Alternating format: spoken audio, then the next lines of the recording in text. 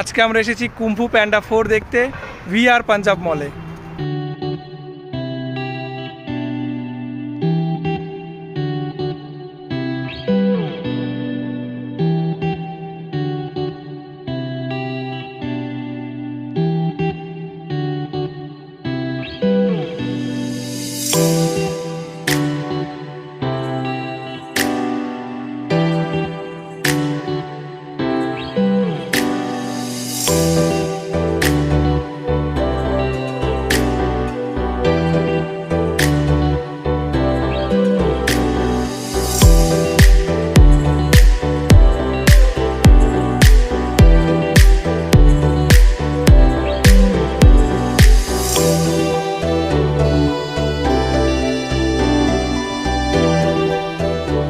VR Punjab হচ্ছে বিশাল বড় একটা মল এবং এখানে যে পিভিআর এর পর্দাগুলো রয়েছে প্রায় 9টা স্ক্রিন রয়েছে আর পর্দাগুলো খুবই বড় আর সাউন্ড কোয়ালিটি দুর্দান্ত, সিটিং ক্যাপাসিটিও ভালো।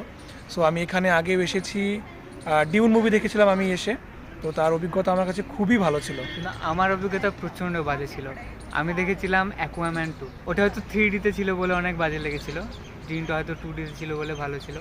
এখন সেটাই হবে, গ্লাসের কোনো ব্যাপার থাকতে পারে বা 3Dর ক্ষেত্রে কোয়ালিটি ভালো নয় হয়তো।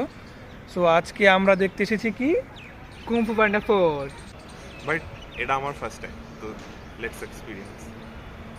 সো মুভিটা দেখি এবং আমরা মুভিটা কুম্ফু পান্ডা মুভিগুলো অ্যানিমেটেড মুভিতে মানে খুবই ভালো মুভিগুলোর মধ্যে একটা ফ্র্যাঞ্চাইজিটা। ফার্স্ট পার্টটা তো অসাধারণ ছিল, সেকেন্ড পার্টটা ভালো ছিল, থার্ড পার্টটা ভালো ছিল, এখন ফোর্থ পার্টটা কেমন করছে সেটাই দেখার।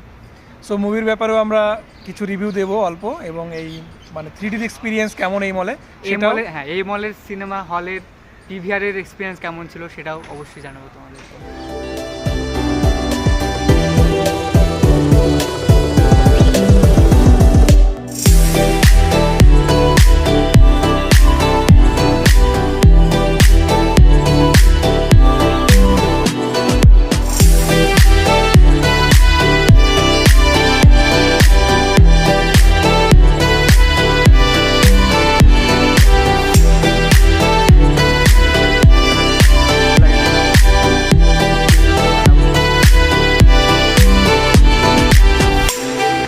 মুভি দেখা কমপ্লিট হলো, বেরিয়ে গেছি বাইরে। সো এবার হচ্ছে রিভিউয়ের পালা, শর্ট রিভিউ হবে, খুব বেশি ডিটেইলে যাব না। তো প্রথমে যদি থিয়েটারের ব্যাপারে বলি, তো ও যেরকম বলছিল যে না দেখো, আমি প্রথমে ভয় পাচ্ছিলাম যে স্ক্রিন 6-এ যেন না দেয়, কারণ স্ক্রিন 6-এ এর আগে দেখেছিলাম অ্যাকুয়াম্যানটা, যে প্রবলেমটা হচ্ছিল যে ক্রনিক্যাল ব্লারটা হচ্ছিল, মানে প্রতি second every single second blur হতেই থাকছিল, যেই কারণে মানে বিশেষ করে 3Dতে দেখতে গেলে মাথা একদম পুরো যন্ত্রণা। আমার তো আর দুর্ভাগ্যবশত স্ক্রিন 6-এ পড়েছিল, আর মুভি শুরুর আগেই কমার্শিয়ালের টাইমেই আমার মাথা যন্ত্রণা শুরু হয়ে গেছে। আমি প্রচণ্ড বাজে, আমি জানি না কীভাবে এটা সলভ করা যায়, কোনোভাবে কোথাও যদি কমপ্লেনকে আমাদের অ্যাকসেপ্ট করে তো আমি অবশ্যই চেষ্টা করব যাতে এটা শুধরানো যায় কোনোভাবে। আর তাছাড়া এই ভয়টা আমিও পাচ্ছিলাম, কারণ মুভি 3Dতে দেখলে এমনিতেই মাথা ব্যথা একটু করে, তো যদি সেরকম ব্লারিনেস থাকে তাহলে অবশ্যই আরো বেশি মাথা ব্যথা করবে। এভরি সিঙ্গেল সেকেন্ড ওর ব্লাডটা হতেই থাকছে, যে কারণে মানে আইও অ্যাডজাস্ট করতে পারছি না, প্রচণ্ড বাজে এক্সপিরিয়েন্স ওই কারণে। তো কিন্তু থ্যাঙ্ক গড আমি এরকম কিছু এক্সপিরিয়েন্স করিনি আজকে। তোমার কিছু মনে হয়েছে এরকম?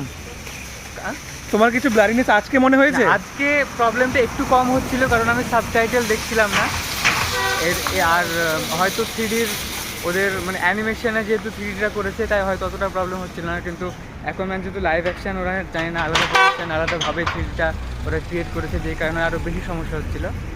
আর সাবটাইটেল যেহেতু দেখিনি, আমি সাবটাইটেলের দিকে তাকাইনি, আর ওই সাবটাইটেলের জায়গাটাতে সবথেকে বেশি ব্লাড হয়, মানে ব্লাডটা বেশি চোখে পড়ে।